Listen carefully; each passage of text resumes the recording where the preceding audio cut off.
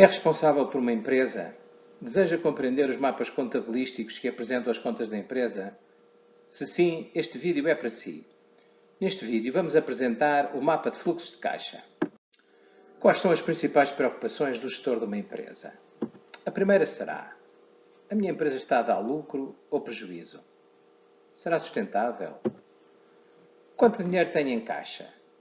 É suficiente para os pagamentos que tenho a fazer?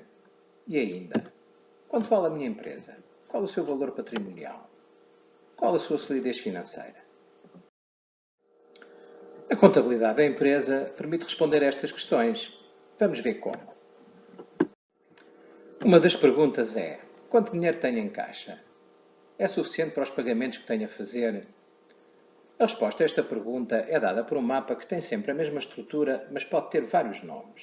Podemos chamar-lhe mapa de fluxo de caixa, também lhe podemos chamar plano de tesouraria, em inglês é designado por Cash Flow Statement. Nesta apresentação, neste vídeo, vamos chamar-lhe mapa de fluxo de caixa. O que é e para que serve o mapa de fluxo de caixa? O mapa de fluxo de caixa serve para conhecer a liquidez da empresa num dado período de tempo, isto é, quais são as suas disponibilidades financeiras durante esse período e que lhe permitirão, que resultam dos recebimentos que tem e que lhe permitirão assegurar os seus pagamentos. O período deste mapa pode ser um mês, o período de análise, pode ser um trimestre, pode ser um ano, aquilo que desejarmos. Como as empresas têm de apresentar contas todos os anos, o período mais comum é o ano. É, no entanto, muito importante perceber que este mapa é um mapa que deve ser gerado ao longo de todo o ano, porque na forma de mapa de fluxo de caixa previsional, porque é este mapa de fluxo de caixa previsional que nos permite saber quais são os recebimentos que vamos ter, quais são os pagamentos que temos a fazer e se, tendo em conta as disponibilidades financeiras que daí resultam, temos ou não meios para assegurar os nossos compromissos de pagamentos ou se temos excedentes financeiros que podemos aplicar. Portanto, o mapa de fluxo de caixa previsional é um importante instrumento de gestão que o gestor deve utilizar ao longo de todo o ano. Porquê é necessário o mapa de fluxo de caixa previsional? Este mapa é necessário porque o dinheiro que temos em caixa ou nos bancos pode não ser suficiente para assegurar os pagamentos que temos a fazer. E porque é muito importante que a empresa seja capaz de honrar os seus compromissos, nomeadamente, que compromissos estamos a falar? Nomeadamente, pagar aos fornecedores nos prazos que estão acordados, pagar aos empregados, naturalmente, pagar ao Estado no prazo legal e pagar aos bancos na data em que nos comprometemos. Qualquer falha ou atraso nestes pagamentos paga-se muito caro, embora nem sempre os gestores tenham consciência disso. E paga-se caro não só porque os atrasos nos pagamentos ao Estado provocam multas e juros, mas também no que diz respeito a pagamentos a fornecedores ou nos pagamentos ou reembolsos a bancos.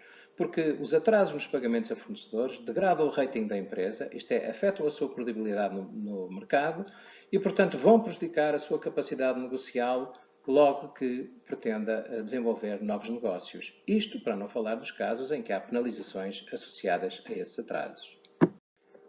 Qual é a estrutura do mapa de fluxos de caixa previsional?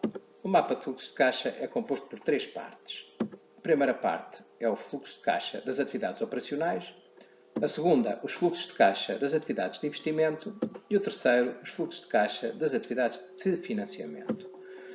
Nestas três partes, a mais importante para a maioria das empresas é o fluxo de caixa das atividades operacionais, porque é este fluxo que reflete a atividade do seu negócio. Então, quais são as rubricas do mapa de fluxo de caixa? Começamos com o saldo de caixa inicial. Começamos por ter de saber qual é o dinheiro que temos nesse momento, qual a liquidez que temos, qual é o dinheiro que temos em caixa e em bancos. A esse valor vamos somar os recebimentos que vamos ter de clientes durante o período que estamos a analisar. Isto é, quais são, nomeadamente as faturas que já emitimos e que estamos à espera de receber e que devem ser recebidas neste prazo e até, eventualmente, outras faturas que ainda venhamos a emitir e que sejam recebidas no mesmo período. Aos recebimentos de clientes, vamos ter de subtrair os pagamentos a fornecedores, portanto, aquilo que vamos ter de pagar a fornecedores naquele período, seja um mês, seja um trimestre, seja um ano, seja uma semana.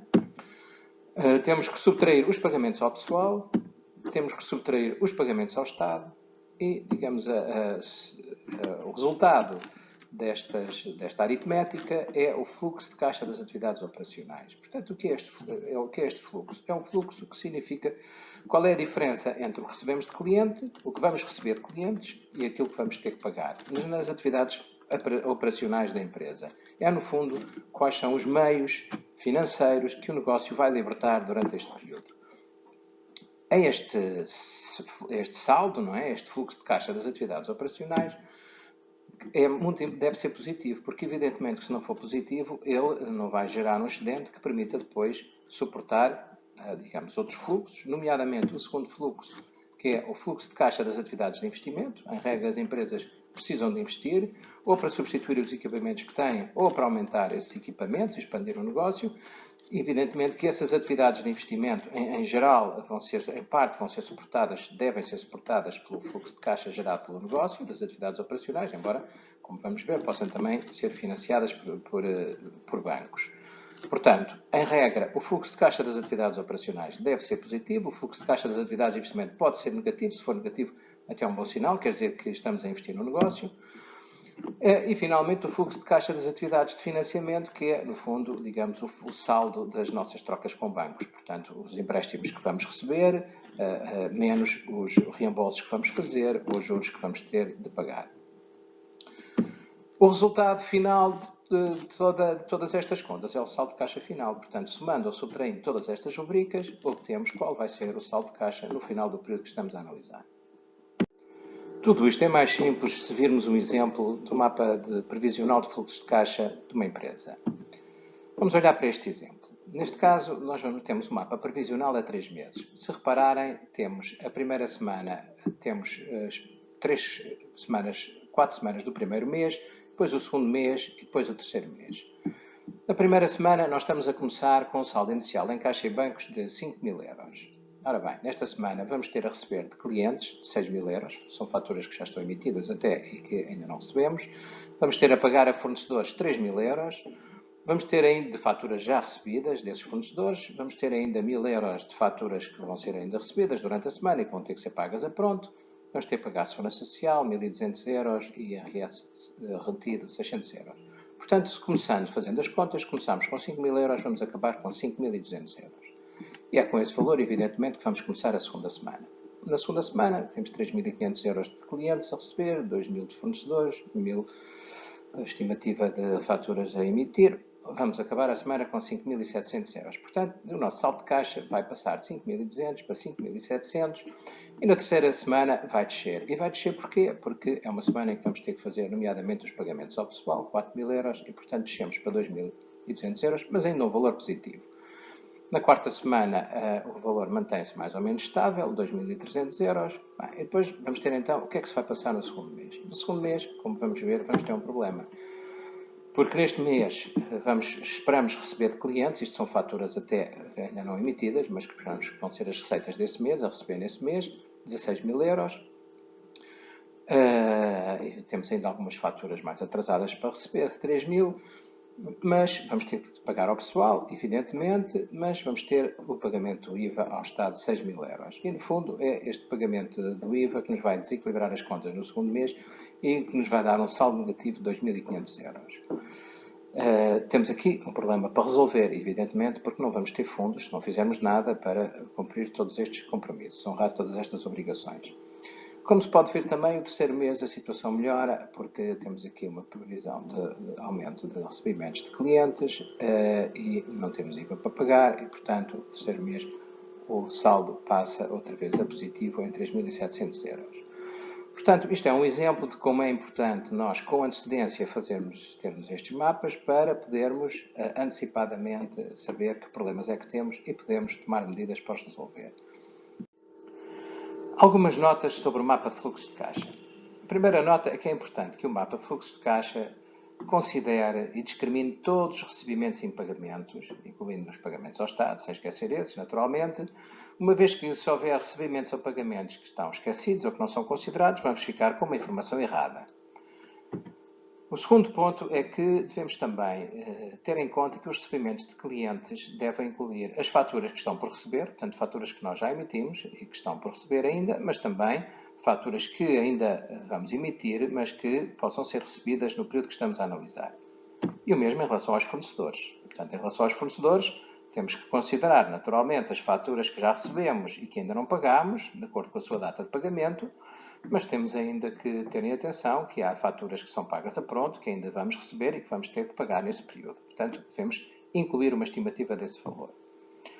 Finalmente, devemos ainda ter em atenção que é conveniente ter um fundo de maneio para pagamento das pequenas despesas correntes. Esse fundo de maneio é um valor em caixa ou em depósitos bancários que nos permite assegurar esses pequenos pagamentos do dia a dia.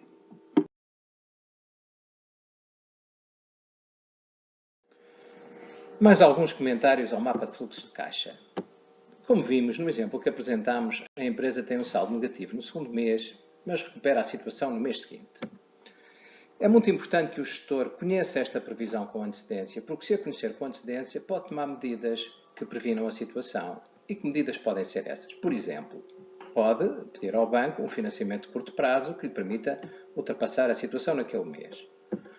Pode, em vez disso, em alternativa ou em complemento, negociar com alguns fornecedores um atraso de um mês no pagamento ou até o fracionamento do pagamento de uma das suas faturas. É evidentemente muito melhor negociar com antecedência a situação e avisar o fornecedor do que chegar à altura não ter meios para pagar, porque evidentemente que isso vai afetar a credibilidade e a qualidade da sua relação com esse fornecedor e a confiança que o fornecedor tem nele como cliente. E pode ainda tomar outras medidas de curto prazo para aumentar as vendas, por exemplo, lançando uma promoção que permita fazer um aumento de vendas naquele período, que é um período de maior dificuldade. No caso de ser uma empresa com excedentes financeiros, também é importante conhecer esses excedentes, porque se os conhecer com antecedência, o gestor pode, com antecedência, planear a sua aplicação em aplicações financeiras ou utilizá-los para fazer investimentos de expansão do seu negócio. Muito obrigado pela sua atenção. Se quiser saber mais sobre finanças da empresa, aceda ao nosso site em www.algoritmia.pt, onde pode encontrar vídeos sobre a demonstração de resultados e sobre o balanço. Até breve.